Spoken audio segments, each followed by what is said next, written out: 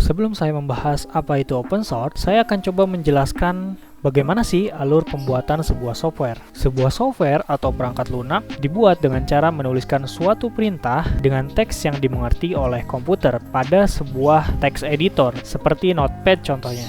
Yang kemudian tulisan tadi akan diproses menjadi sebuah software jadi oleh komputer, sehingga bisa kita jalankan dan gunakan. Apa teks yang dimengerti oleh komputer? Ialah teks yang berisi bahasa pemrograman. Bahasa pemrograman seperti C, C#, C++, Python, Kotlin, Java, dan sebagainya.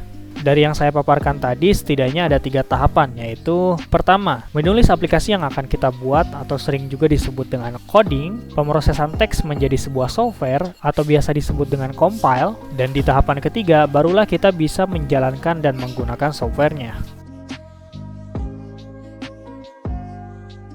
Kalau kalian memiliki pertanyaan paradoks, seperti, jadi software itu dibuat dengan software, text editor kan juga software ya. Dalam kasus ini ya, tapi sebenarnya nggak sesederhana itu. Komputer hanya mengerti binary code, yaitu bilangan 0 dan 1, yang menginterpretasikan ya dan tidak. Bahasa pemrograman memudahkan kita memberikan instruksi pada komputer yang hanya mengerti ya dan tidak. Jadi sebenarnya proses compile itu adalah proses mentranslatekan atau mengubah bahasa pemrograman yang kita mengerti menjadi sebuah instruksi binary yang dimengerti oleh komputer. Jadi apa itu open source?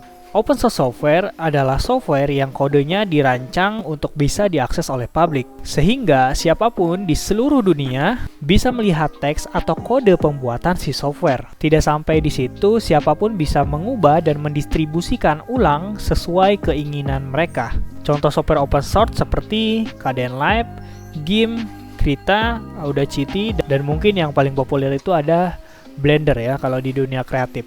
Lalu apa bedanya dengan software lain? Ya tentu beda lah ya. Software lain itu mungkin di sini saya akan sebut dengan istilah proprietary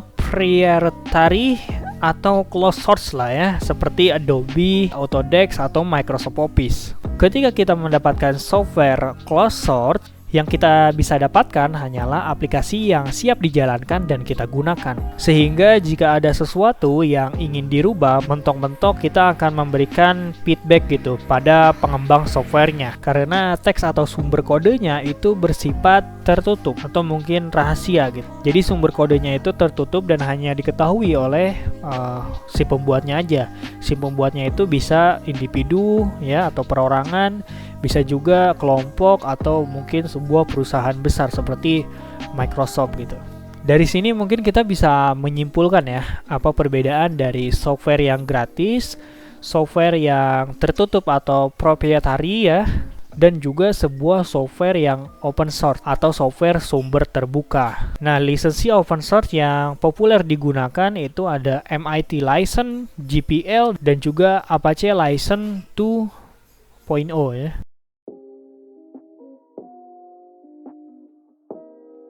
Di sekolah menengah kejuruan, saya adalah siswa perkantoran yang tentu akan selalu berkaitan dengan yang namanya Office, apalagi dengan Microsoft Office ya. Dan saya sudah tidak heran lagi lah ya menjumpai sekolah yang memakai software Tani di lab komputernya. Dan saya mengerti inilah ya, ini agar proses pembelajaran bisa berlangsung lancar dan juga tetap relevan dengan industri saat ini, walau dengan segala keterbatasan yang ada gitu.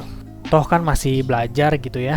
Nanti kalau udah menghasilkan uang dengan software yang tadi dipelajari itu, tentu akan ada tuntutan moral tersendiri gitu ya untuk membeli software yang aslinya gitu dan tidak lagi mencuri gitu.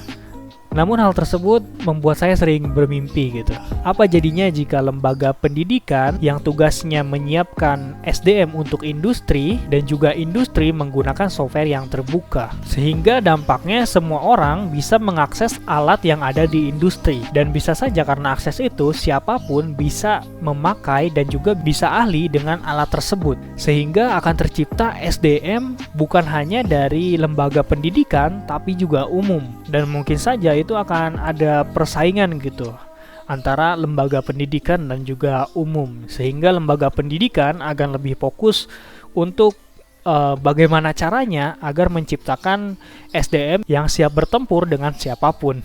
Selain itu, kebebasan memodifikasi dan mendistribusikan, saya pikir itu akan membuka pintu bagi siapapun untuk menyalurkan ide dan gagasan mereka pada alat yang digunakan di dalam industri itu. Sehingga kita akan fokus lebih ke bagaimana mengembangkan industrinya daripada alat-alat yang ada di industri. Ya memang sih sebenarnya alat itu di industri juga sebenarnya ya alat ya cuma alat gitu.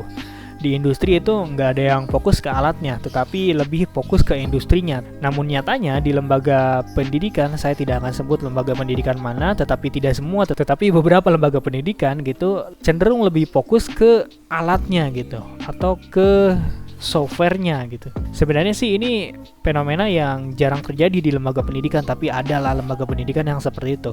Tetapi fenomena ini juga sebenarnya kita bisa temui di masyarakat umum gitu ya. Tapi mungkin kalian bisa mendapatkan poin saya gitu mengenai bagaimana jika open source itu menjadi sebuah standar di industri gitu.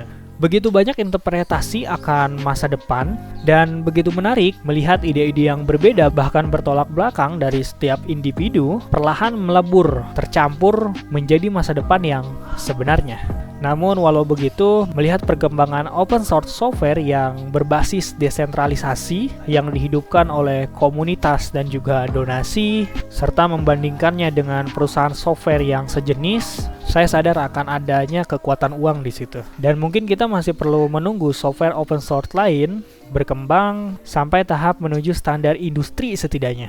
Tapi ya, saya menikmati perkembangannya, walau cuma sebagai pengguna. Saya Amirullah, terima kasih.